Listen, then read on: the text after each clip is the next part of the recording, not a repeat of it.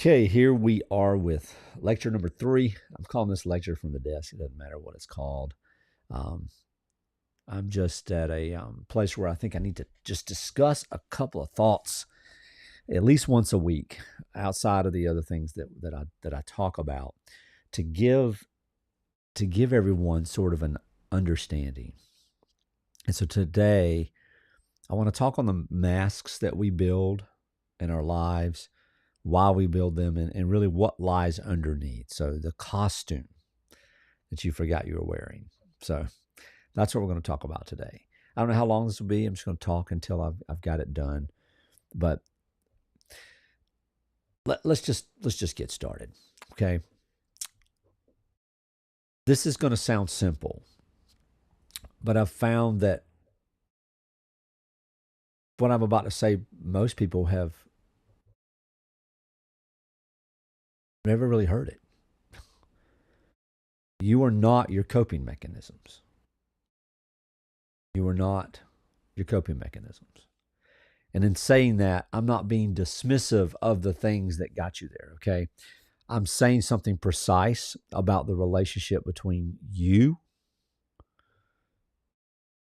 and that relationship that developed in response to your life and who you actually are. So this is the difference here.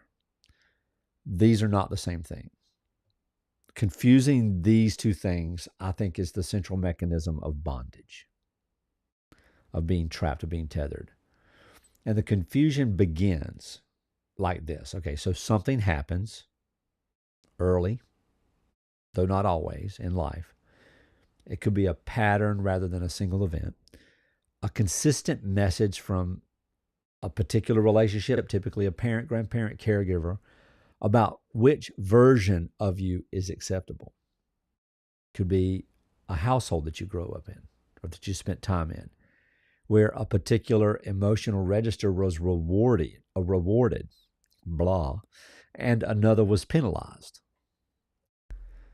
Maybe you lived in a community. Maybe you were part of a community. It could be an organization. It could be a local area that you lived. But whatever it is, belonging in that community required a specific performance. And departure from the performance produced real consequences. A childhood where maybe the only safe response to unpredictability was to become extremely good at reading and managing the room. Now, of course, these are my experiences and the experiences of the people that I work with, but I'm willing to bet that almost all of us probably can find something there. In response to those conditions, you did what every human being does, right? You adapted, developed a particular way of being that created more safety, connection, more belonging in that specific environment. And that adaptation worked. I want to say that clearly. The mask worked. It wasn't a mistake or weakness. Honestly, I believe that it's very intelligent and creative, but it's survival oriented. It's a response to real conditions that help you survive emotionally.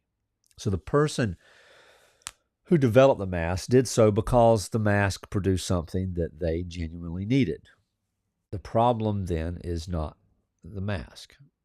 It's not the false identity. It's not the coping mechanism. The problem is time. The mask was developed for specific conditions, and really those conditions really probably don't fully exist anymore. And it was so worn. It was consistently worn. It was worn as like a security blanket for so long that it stopped feeling like a mask and it started feeling like a face. And the behavior pattern became a personality trait. The adaptive response became an identity. And when that happens, you lose something really essential. And that's the ability to distinguish between what you developed and what you are.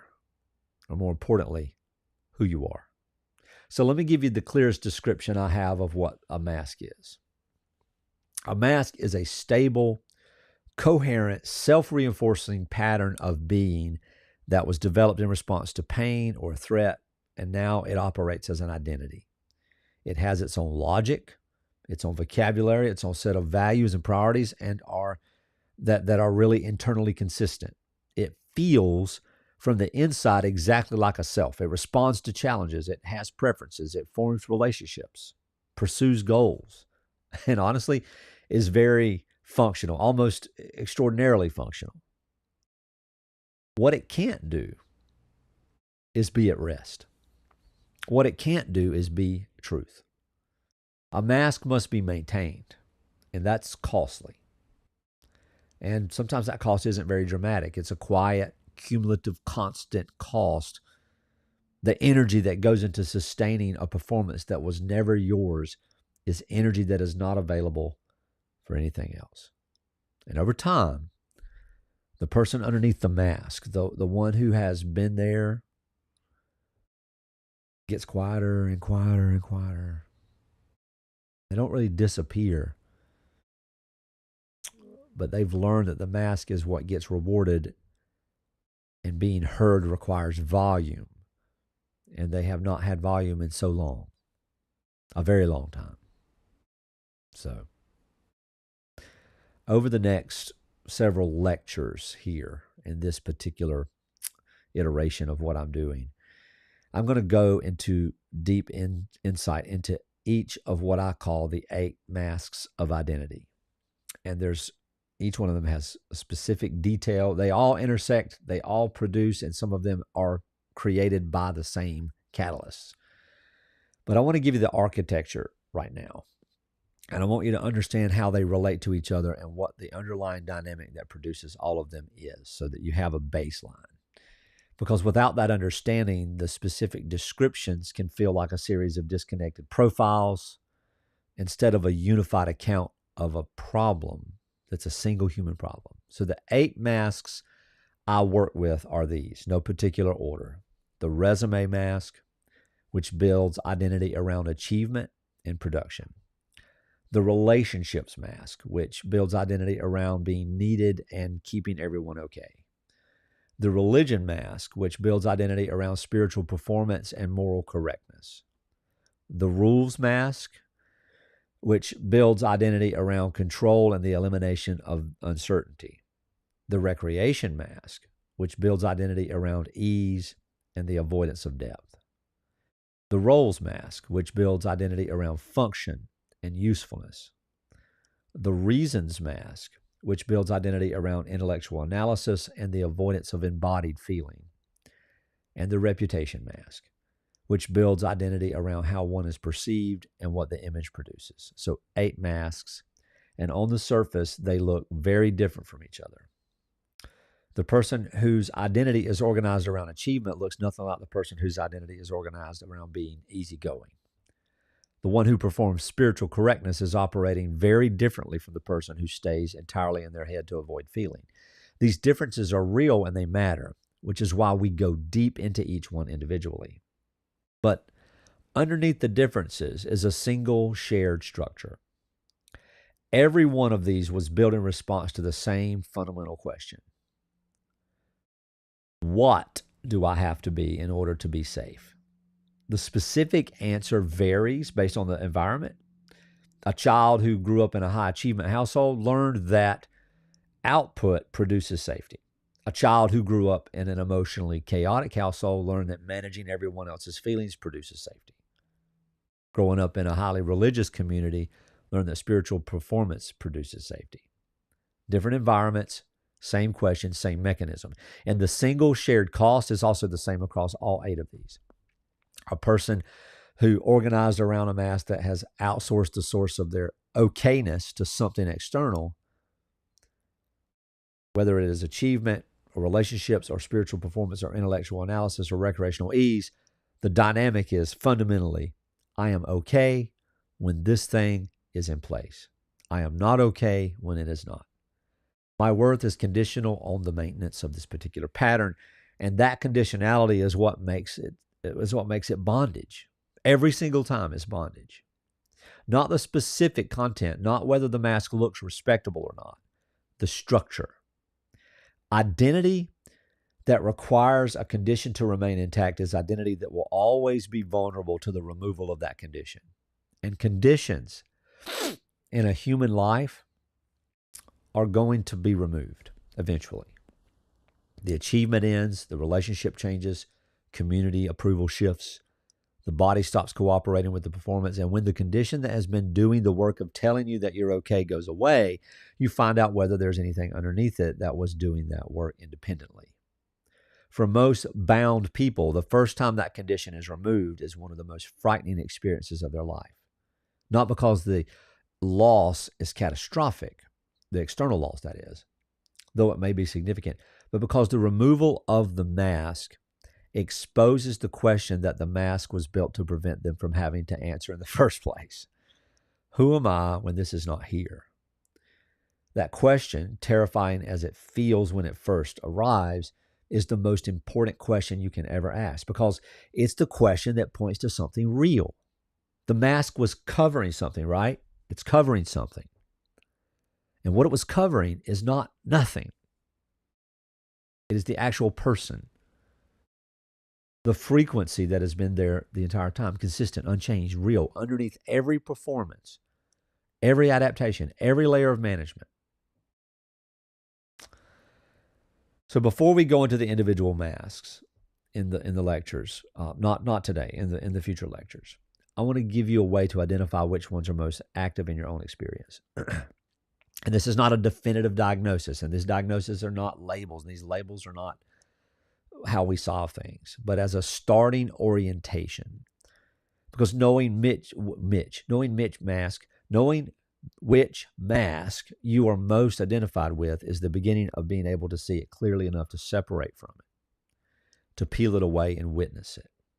The first question is this: when things go wrong, what is the first thing you do?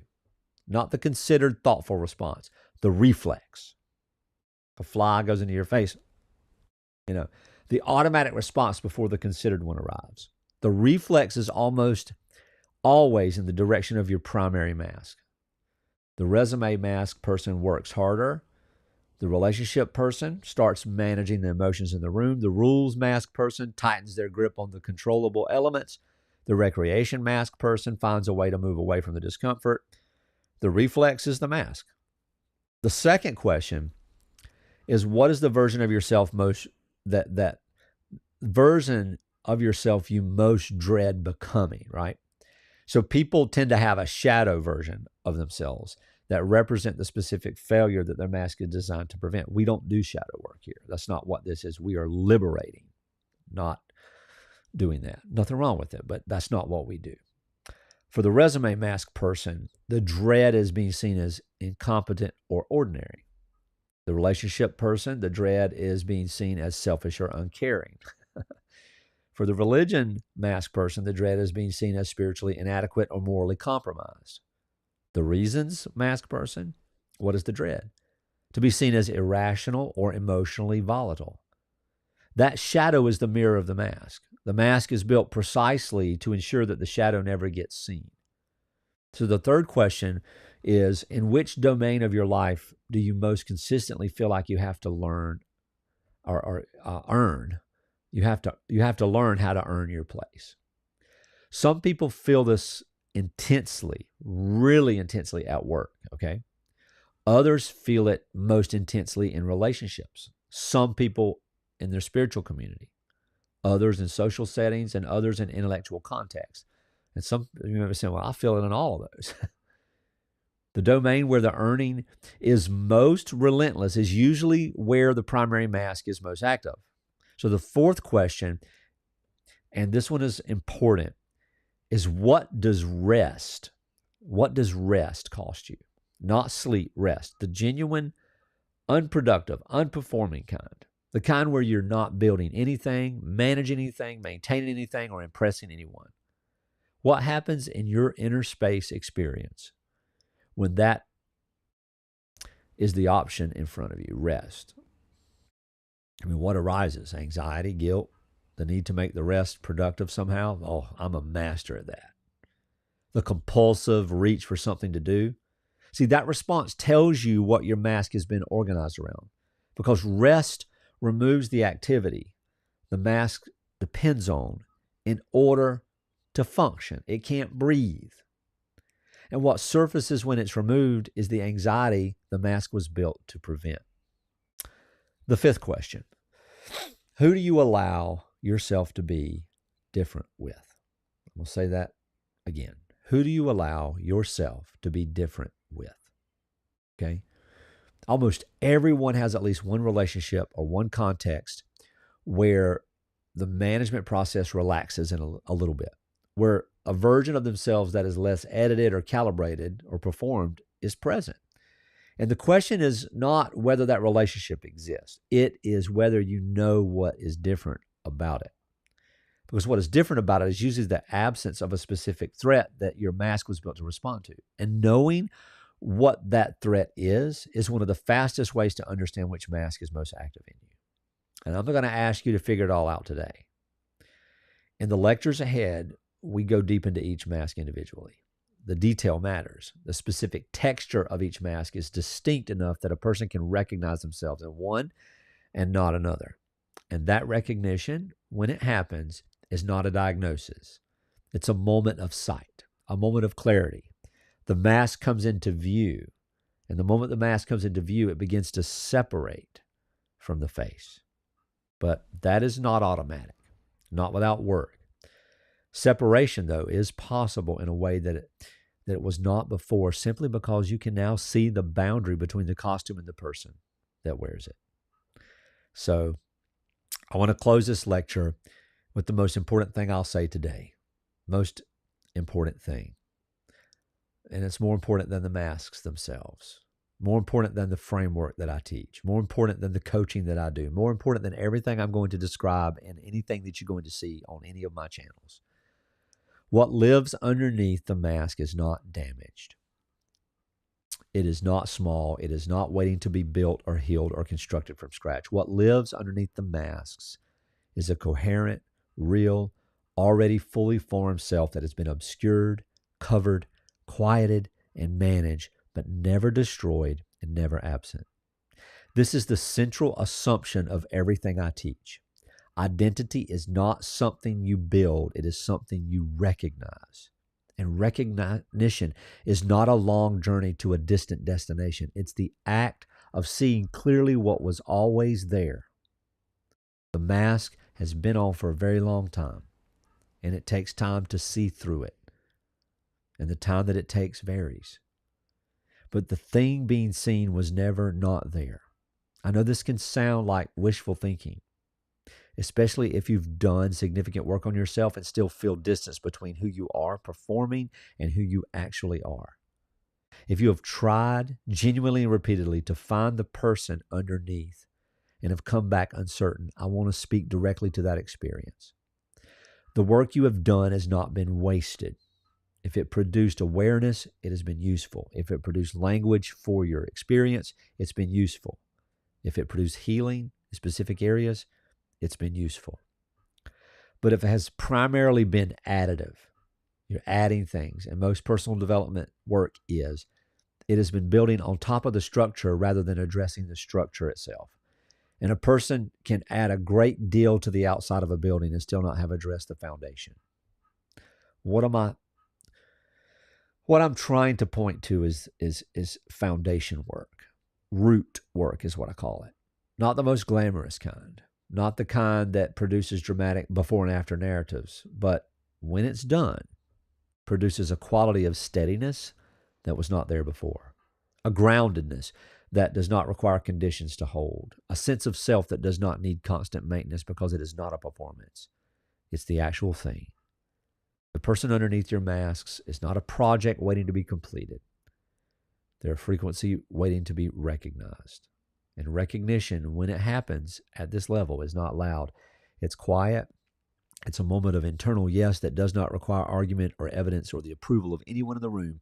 It is just simply true. And it has always been true. You just needed the language and the framework and the willingness to look. And that is what the next, I would say, 7 to 8 lectures on these masks are going to give you. We're going to look at each one in detail, not to shame it, not to discard what was genuinely useful in its development, but to see it clearly, and to see it clearly enough that you stop confusing it with yourself. Because the moment that separation happens, something becomes available that has not been available before. And that's the space between the mask and the face. It's the space where freedom begins. I'm James Tippins, and this is Unbound, Freedom for Life. Let's set you free.